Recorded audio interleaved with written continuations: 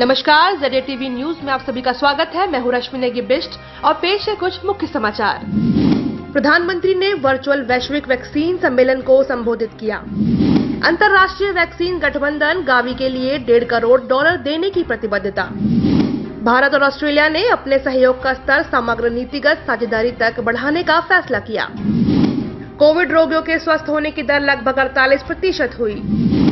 प्रधानमंत्री गरीब कल्याण पैकेज के तहत 500 करोड़ रुपए की तीसरी किश्त महिला जनधन खाता धारकों को कल से दी जाएगी। और जाने माने फिल्म निर्माता और निर्देशक बासु चैटर्जी का आज देहावसान हो गया। सरकार ने 960 विदेशी नागरिकों के भारत यात्रा करने पर 10 साल का प्रतिबंध लगाया। उच्चतम न्यायालय ने दिल्ली, उत्तर प्रदेश और हरियाणा सरकारों को राष्ट्रीय राजधानी क्षेत्र में यातायात के लिए सामान्य नीति अपनाने का निर्देश दिया। पेट्रोलियम मंत्री धर्मेंद्र प्रधान ने ओपेक के महासचिव डॉक्टर मोहम्मद बारकिंडो से वीडियो कॉन्फ्रेंस के जरिए बातचीत की। रेल मंत्री पीयूष गोयल ने आरपीएफ के कांस्टेबल इंदर सिंह यादव की प्रशंसा की। मानव संसाधन विकास मंत्री रमेश पोखरियाल निशंक और शहरी कार्य मंत्री हरदीप सिंह पुरी ने आज संयुक्त पहल ट्यूलिप का शुभारंभ किया। वॉशिंगटन डीसी में महात्मा गांधी की प्रतिमा को नुकसान पहुंचाए जाने की घटना पर माफी मांगी गई।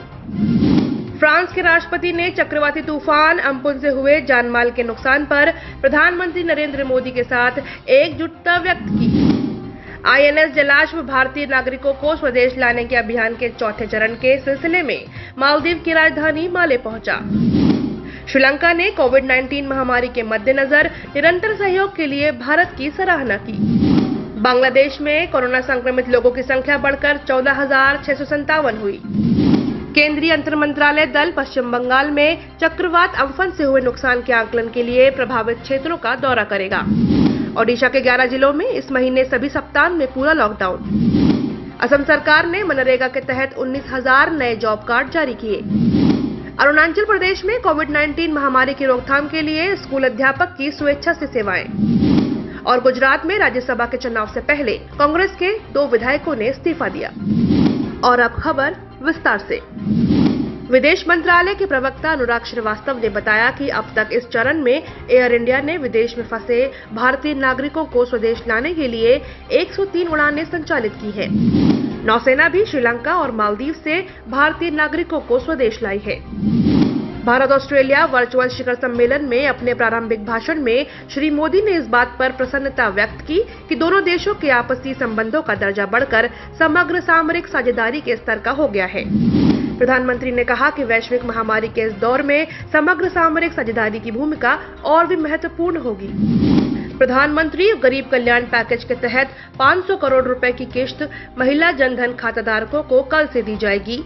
यह राशि उन्हें प्रधानमंत्री गरीब कल्याण पैकेज के तहत दी जा रही है। वित्तीय सेवा विभाग ने बताया कि लाभार्थी इस महीने की 10 तारीख के बाद कभी भी अपने खाते से यह राशि निकाल सकते हैं। वर्चुअल वैश्विक वैक्सीन सम्मेलन को संबोधित करते हुए श्री प्रधानमंत्री ने अंतर्राष्ट्रीय वैक्सीन गठबंधन के साथ गावी के लिए $1.5 करोड़ देने की प्रतिबद्धता जाहिर की। इस सम्मेलन का आयोजन वर्चुअल तरीके से किया गया और इसमें दुनिया के 50 देशों के व्यावसायिक नेता, संयुक्त राष्ट्र एजेंसियों के प्रतिनिधि, मंत्री, राष्ट्राध्यक्ष और अन्य नेताओं ने भाग लिया। श्री मोदी ने कहा कि भारतीय सभ्यता समूचे विश्व को एक परिवार बनाने की शिक्षा देती है और कोरोना महामारी से इस दौर में लड़ने की प्रेरणा देती है। कोविड रोगियों के स्वस्थ होने की दर लगभग 48% हुई। देश में कोविड-19 महामारी के रोगियों की स्वस्थ होने की दर करीब 48% हो गई है। पिछले 24 घंटों में इस महामारी से ठीक हुए लोगों की कुल संख्या 3,804 हो गई। इस तरह अब तक कुल 1,04,000 रोगी स्वस्थ हो चुके हैं। 1,06,737 रोगियों का अस्पतालों में इलाज चल रहा है। जाने माने फिल्म निर्माता और निर्देशक बासु चैटर्जी का आज देहावसान हो गया। राष्ट्रपति रामनाथ कोविंद और उपराष्ट्रपति वेंकैया नायडू तथा सूचना और प्रसारण मंत्री प्रकाश जावड़ेकर ने जाने माने फिल्म निर्माता बासु चैटर्जी के निधन पर दुख व्यक्त किया है। केंद्रीय अंतर मंत्रालय दल पश्चिम बंगाल में चक्रवात अम्फन से हुए नुकसान के आकलन के लिए प्रभावित क्षेत्रों का दौरा करेगा। केंद्रीय दल दक्षिण और उत्तरी 24 परगना जिले का हवाई सर्वेक्षण करेगा। यह दल सड़क मार्ग से भी अन्य प्रभावित क्षेत्रों का दौरा करेगा।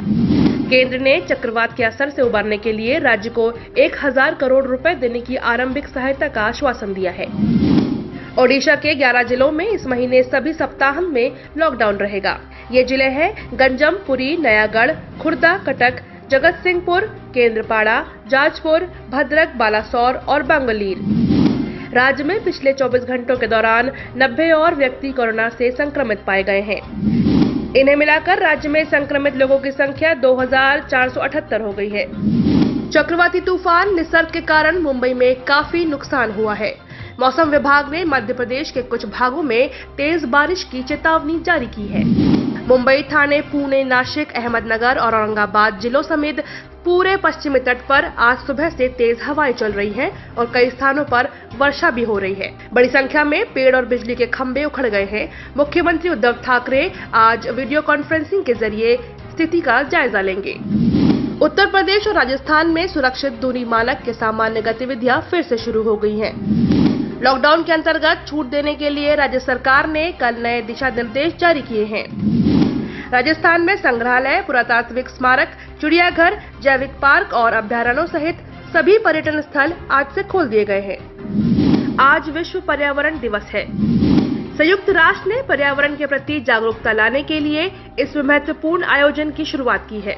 इसका उद्देश्य प्रकृति के संरक्षण और विभिन्न पर्यावरणीय मुद्दों के प्रति लोगों को जागरूक बनाना है। प्रधानमंत्री नरेंद्र मोदी ने पिछले रविवार मन की बात में कहा था, पर्यावरण के लिए सकारात्मक बदलाव लाने के लिए हर भारतीय प्रतिबद्धता आवश्यक है। और ये थी आज की कुछ खास खबरें। आइए जानते हैं मौसम का कहां कैसा है मिजाज। राष्ट्रीय राजधानी दिल्ली में न्यूनतम तापमान 24 डिग्री और अधिकतम तापमान 34 डिग्री सेल्सियस रहने का संभावना है। बादल छाए रहने तथा हल्की बारिश होने की संभावना भी है। कोलकाता में भी आंशिक रूप से बादल छाए रहेंगे। गरज के साथ आंधी वर्षा की भी संभावना है।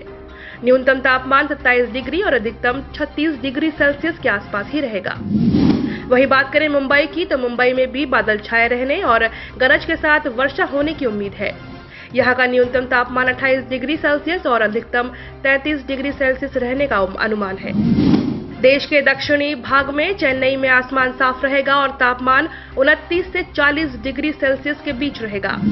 केंद्र शासित प्रदेश जम्मू कश्मीर के जम्मू में न्यूनतम तापमान 23 डिग्री और अधिकतम तापमान 36 डिग्री सेल्सियस रहने की उम्मीद है। आसमान साफ रहेगा, लेकिन दोपहर बाद या शाम तक बादल घिर सकते हैं। श्रीनगर में न्यूनतम तापमान 12 डिग्री और अधिकतम 26 डिग्री सेल्सियस रहने का अनुमान है। आंशिक रूप से बादल घिरे रहेंगे। दोपहर बाद या शाम तक बादल और घने हो सकते हैं। गिलगित में न्यूनतम तापमान 16 डिग्री सेल्सियस रिकॉर्ड किया गया। अधिकतम तापमान 32 डिग्री सेल्सियस के आसपास रहेगा और हल्के बादल घिरे रहेंगे। मुजफ्फराबाद में भी आंशिक रूप से बादल छाए रहने के साथ आंधी वर्षा की संभावना है। न्यूनतम तापमान 15 डिग्री और अधिकतम 31 डिग्री सेल्सियस के बीच रहेगा।